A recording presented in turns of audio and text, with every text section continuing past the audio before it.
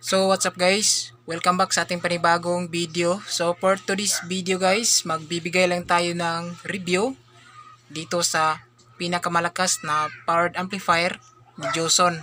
So ito yung bagong dating nila na Class H type na powered amplifier. So samahan niyo ko guys sa video natin ngayon at para masundan natin, panoorin natin hanggang dulo. So let's go!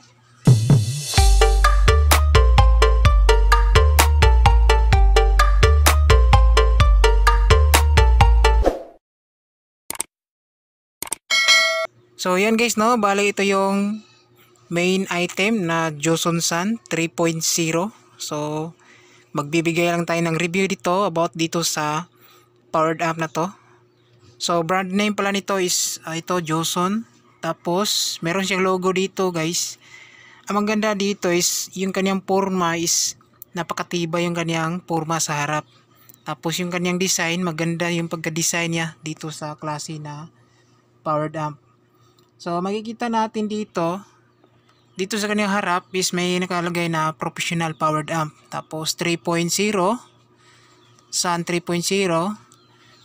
So ito na powered amp is a Class H type na design. So maganda yung Class H kapag ginagamit natin sa pang sub natin. So malakas yung output nito. So nandito yung kanyang power switch. Tapos ito yung channel A volume. Dito sa kabila, nandito yung kaniyang channel B, volume. Tapos dito sa gitna mga guys, nandito yung kaniyang indicator light ng active. Kapag naka-power ka na or naka-power on, isiilaw tong active. Tapos meron siyang protect. In case magka-problema yung amplifier natin is mag-iilaw tong protect dito. Yan. Tapos, nandito yung kaniyang signal kapag meron ng audio na pumapasok. Tapos, meron din siyang clip. In case na over signal is magki-clip siya. Yan. So dito guys, papakita natin yung kaniyang laman niya dito. So check natin yung kaniyang capacitors. So sa kaniyang capacitors dito is meron po siyang 1, 2, 3, 4. 1, 2, 3, 4, 5, 6. So 24 pieces. Makikita natin 6, 12, 18, 24. So hindi lang natin ma-zoom ng konti kung ilan yung kaniyang voltahe. Yan. Pero dito sa kaniyang power supply or yung kaniyang mismong transformer is napakalaki mga guys. Yan. Tapos ito yung kaniyang laman, oh. Siksik sa laman. Yan. Tapos yung ginamit nila dito na heatsink is itim. Yan. Tapos, meron tong blower sa harap, tsaka blower sa likuran. So, hindi yung init niya dito is hindi steady. So, largo palabas yung init kasi merong blower papasok, tapos yung blower dito sa isa is palabas na sa amplifier. So, meron tayong nakita dito. Check natin sa mismong Shopee. Ito. Mismong store. So ito siya yung Joson San 3.0. So price pala nito is ito, yung price niya, oh. Yan. So wala pang nakabili nito kasi bagong unit po ito na bagong dating nila. So makikita natin dito sa kaniyang specification. So babasahin natin. So sa kaniyang 8 ohms stereo is meron po siyang 2,000 watts, 2,500 watts times 2. Yan. So ito yung RMS niya, 2,000 watts, 2,500 watts per channel. So malakas siya guys, no. Kayang-kaya niya dito talaga yung 1.8 natin. Or kung meron man tayong 1.8 speaker is easy lang sa Joson San 3.0. Yan. So sa 4 ohms naman stereo, meron siyang power na 3,750 watts times 2. Yan. So pwede pala siya sa 2 ohms mga guys. So stereo bridge, ito yung 2 ohms niya, pwede siya sa 2 ohms with 5,000 watts times 2. Sobra guys, no, malakas talaga yung outputs ni Joson San 3.0.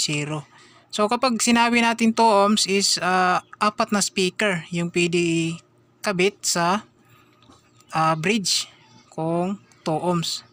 Pero mas mainam 4 ohms lang yung minimum natin dito kasi kapag 2 ohms medyo maliit yung impedance niya. So sa kaniyang 8 ohms naman, stereo bridge is 7,500 watts. Ayan. Tapos yung 4 ohms naman niya, stereo bridge is 10,000 watts. Yan. So malaki na yung wattage niya kapag naka-bridge siya kasi combine na yung channel A and channel B. So may kabigatan siya na 40.81 kilos. So mabigat. Tapos yung size niyang casing niya is 75.5 by 56 by 20.5 cm. So sa kaniyang transformer pala guys, no, makikita natin dito is meron po siyang 135 volts and 90 volts with 45 volts. So 3 tiers yung kaniyang transformer. Yan. Tapos yung design niya is class H type na powered amp. So sa kaniyang transistors dito is meron siyang 17 pairs. So marami yung ginamit. Tapos yung brand na transistors MGL, transistor per side. Yan. So matibay kasi MGL po siya. Tapos may nakalagay dito na 100% daw yung kaniyang pure copper sa kaniyang transformer. Yan. So yan yung specification ni Joson San 3.0. Yan. So ito siya, ito yung pala yung official store ng Joson World Electronic sa Shopee store. So click natin to. Yan na guys, oh. Sobrang lupit ng design na to, maganda. Pansin natin dito sa kaniyang casing sarap, makapal, oh. Yan. So hanggang tingin mo lang muna tayo ngayon kasi medyo mabigat yung price. Yan, hindi natin kaya. Lalo na ngayon na mahal na yung bigas. Kailangan magtitipid tayo. So yan lang po guys yung review natin dito sa Joson San 3.0. So hanggang review lang tayo sa picture and specification. Wala tayong sound check nito. Yan. So ito siya guys, San 3.0. Solid. So kung meron lang tayong budget, no, bibili natin to. Kaso medyo gipit pa tayo ngayon. So ipon muna tayo. So yan lang guys. Maraming salamat. God bless.